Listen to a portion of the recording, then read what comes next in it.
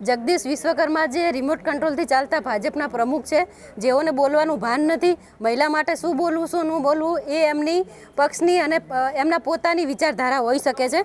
બાકી જે જગદીશ વિશ્વકર્મા જે બોલ્યા છે એમના અનુસંધાને એમના નામનું મેં અત્યારે પુતળા દહન કરવાના હતા, જે પોલીસે અમને પુતળા દહન કરવા ન દીધું, જબરજસ્તી પકડી અમને અને ઝૂંટવી લેવામાં આવ્યું છે. સાથે અમે આજે પ્રાંત ઓફિસરને આવેદનપત્રક આપ્યું છે કે જ્યાં એક નારીનું અપમાન કરવામાં આવ્યું છે, જે પાલવની વાત કરવામાં આવી છે અને ભાજપને ખબર નથી કે પાલવનું કેટલું માન સન્માન અને શું હોઈ શકે મહિલાઓ માટે ઇજ્જત આબરૂ, એ ભાજપને ના ખબર હોય. કારણ કે મહિલાઓની ખાલી માત્ર મોટી મોટી વાતો કરે છે, બાકી ખરેખર મહિલાઓનું માન સન્માન એવું એમની જોડે કંઈ જોવા મળતું નથી. અને અમે આવનારા દિવસોમાં ઉગ્રમાં ઉગ્ર આંદોલન કરવાના છીએ. જો વિશ્વકર્મા માફી નહીં માગે તો આનાથી પણ ઉગ્ર અમે આંદોલન કરીશું અને એમની સામે વિરોધનો મોરચો માંડીશું.